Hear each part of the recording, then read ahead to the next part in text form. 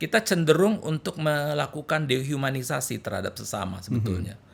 Membuat sesama manusia itu menjadi sekedar benda, sekedar objek. Sebetulnya Natal ini juga mengingatkan kepada kita, mulailah memperhatikan mereka yang rapuh, yang tidak berdaya.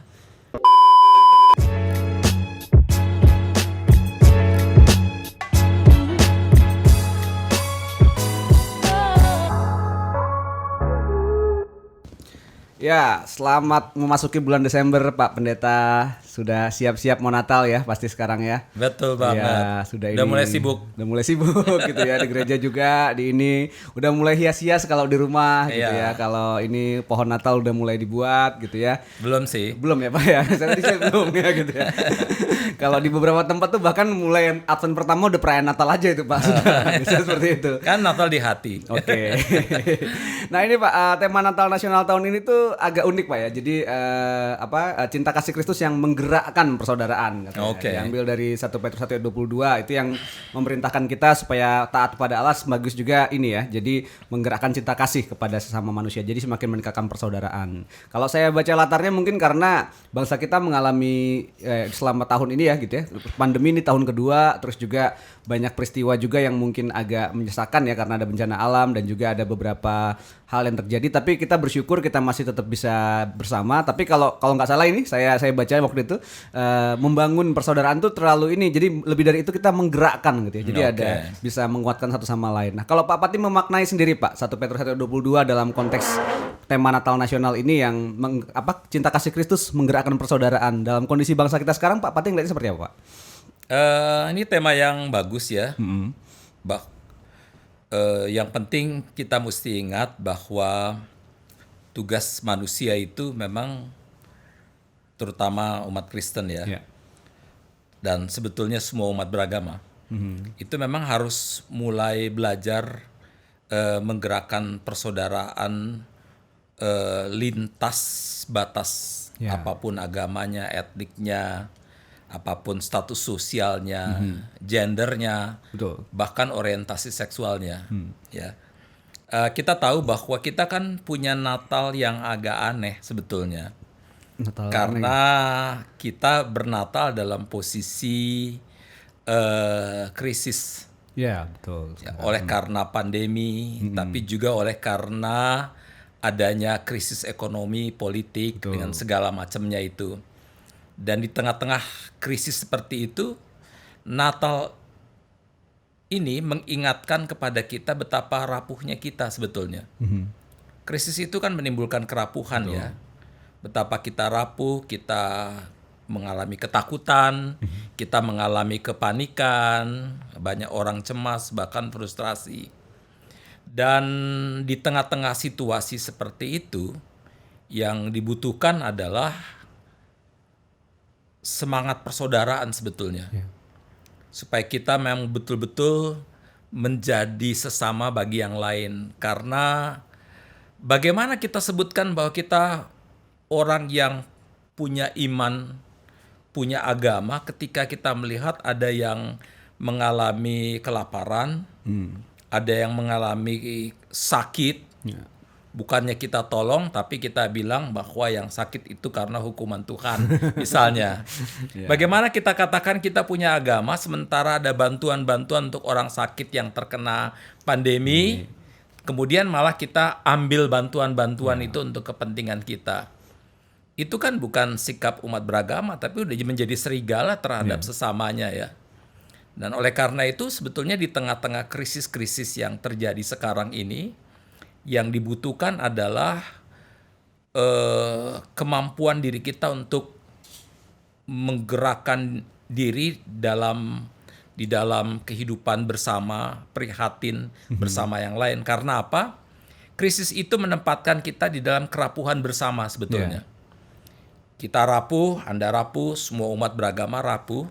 Dan di dalam kerapuhan bersama itu tidak ada jalan lain kecuali membangun solidaritas bersama. Di mana kita semua saling tolong menolong, topang menopang, tidak perlu tanya apa agamamu kan itu, apa etnikmu, karena toh pada dasarnya kita adalah sesama manusia ciptaan Tuhan. Jadi oleh karena itu sekali lagi menggerakkan persaudaraan di dalam konteks yang sekarang ini sangat penting, apalagi di tengah-tengah situasi masyarakat plural seperti Indonesia. Di tengah-tengah masyarakat plural oleh karena etnik, oleh karena perbedaan agama, perbedaan gereja, perbedaan gender, perbedaan status sosial, perbedaan juga orientasi seksual, itu kita punya potensi untuk saling menghancurkan yang lain kalau kita tidak siap menghadapi perbedaan. Kita punya potensi untuk saling mendominasi dan melakukan hegemoni terhadap yang lain. Di dalam posisi seperti itu, kita cenderung untuk melakukan dehumanisasi terhadap sesama sebetulnya. Membuat sesama manusia itu menjadi sekedar benda, sekedar objek bagi kepentingan kita. Nah, menggerakkan persaudaraan sebetulnya mengingatkan kepada kita untuk marilah kita mentransenden diri. Bahwa kita hidup bukan untuk diri kita sendiri, tapi kita hidup bagi kebaikan bersama. Karena ketika semuanya baik, kita juga ikut baik. Ya. Tapi kalau kita saja yang baik, belum tentu semuanya tidak baik. Satu saat yang tidak baik itu juga akan menghancurkan kita. Jadi oleh karena itu sebetulnya kita harus sama-sama berlomba-lomba untuk kebaikan bersama, kebaikan semua sebetulnya.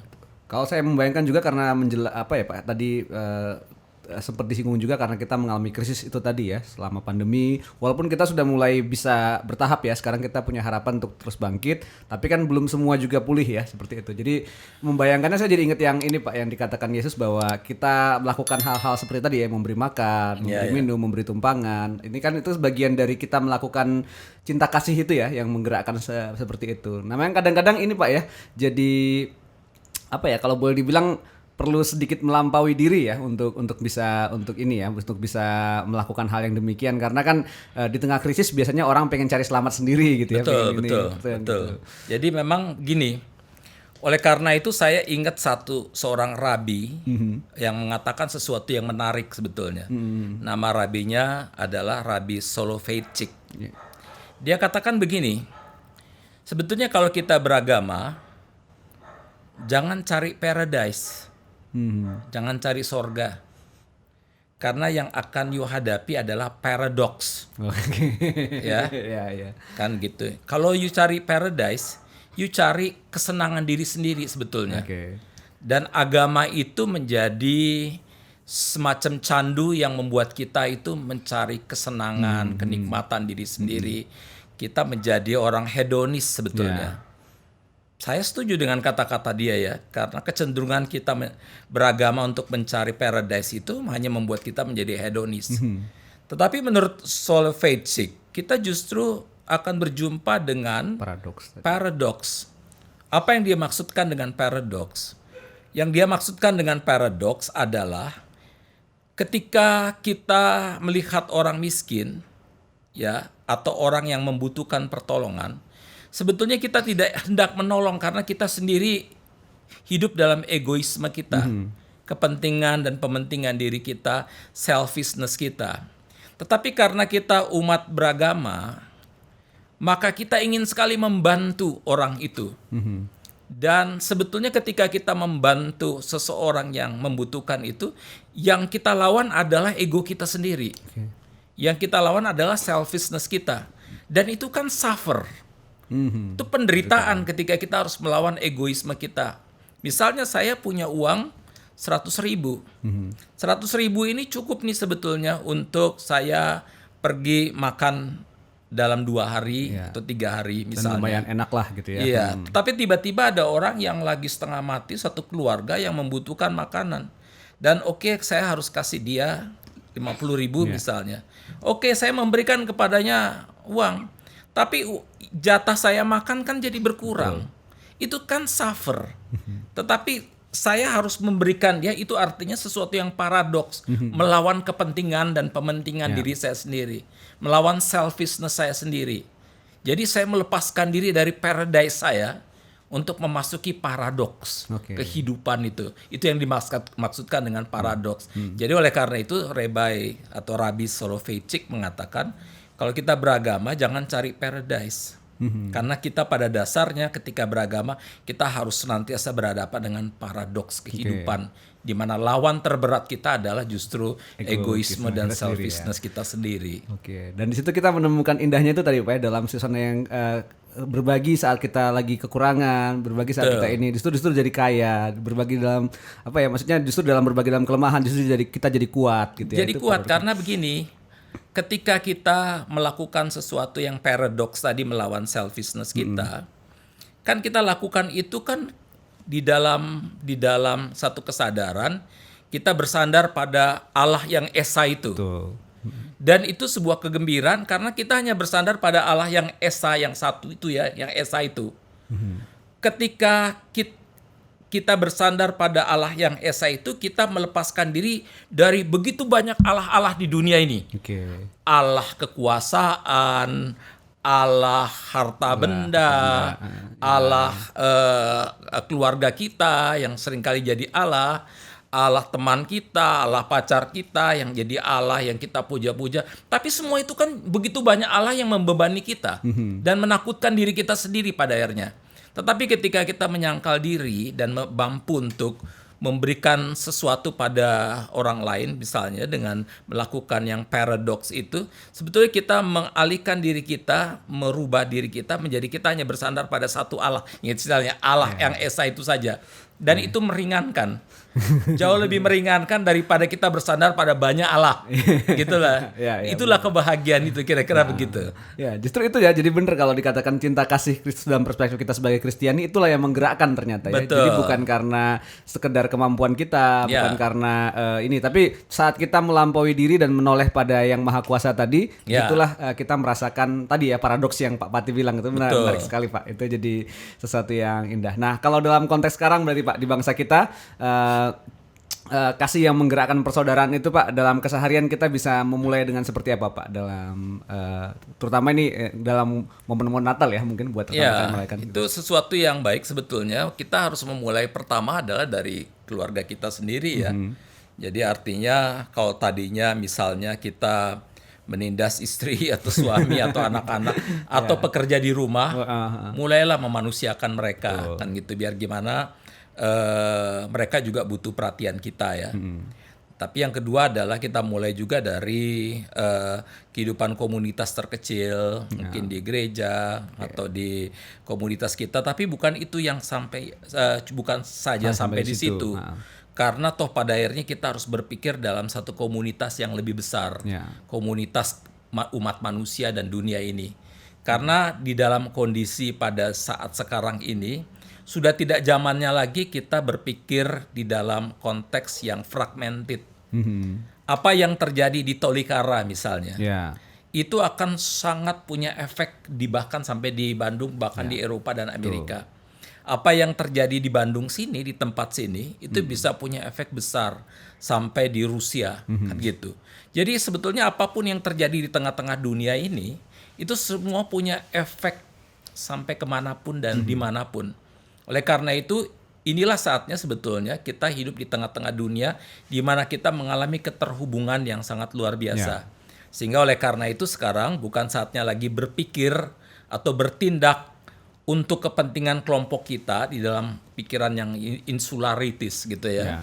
Tetapi berpikir di dalam konteks keterhubungan dengan semua orang, bahkan dengan alam raya ini, dengan lingkungan, ekologi ya, karena kehancuran ekologi juga berarti kehancuran kita semua ya.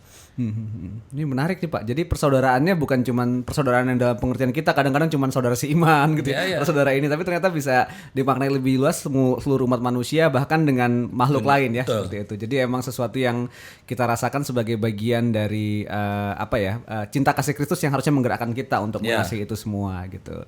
Nah ini Pak Pati nih, kalau bentar lagi ngerayain Natal ini Pak, gitu.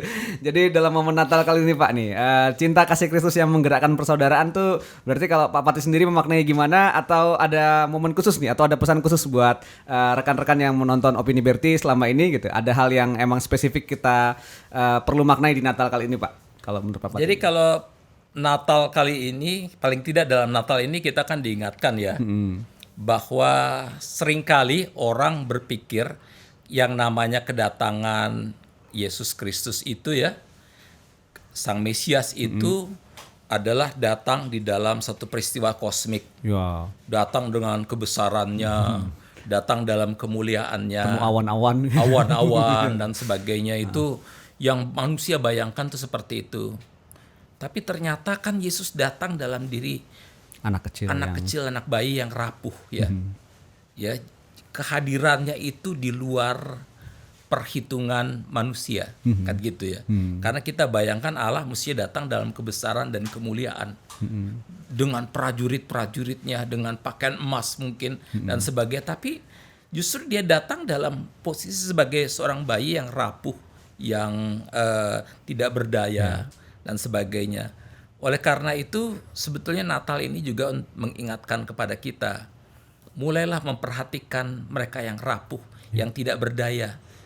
Karena jangan-jangan disitulah Kristus hadir ya. Ya. Nah, Natal sejatinya adalah saat bersama. Memperhatikan mereka yang kecil, yang selama ini kita tidak perhatikan, yang selama ini kita abaikan. Perhatikanlah mereka, karena jangan-jangan disitulah momen Kristus hadir itu. Oke, wah terima kasih Pak Patih, sangat mendalam ini. Ini jadi perenungan buat rekan-rekan yang merayakan Natal sebentar lagi ya. Jadi sesuatu yang kita rayakan bersama gitu kan. Jadi kita berharap Kristus hadir gitu, dan dalam wujud kerapuhannya sebagai seorang manusia yang hadir gitu kan. Dan kita juga bisa melihat kita juga adalah manusia yang rapuh gitu. Saat kita merangkul kerapuhan itu bersama dengan saudara-saudara kita mungkin yang mengalami penderitaan, yang mengalami pengabaian selama ini, atau mereka yang selama ini tertindas gitu ya, atau mereka yang selama ini mengalami kekurangan. Di sana itulah terus kita bisa menemukan Natal sejati ya. Itulah jadi palungan kultural. palungan sejati di mana Kristus hadir bersama-sama dengan kita.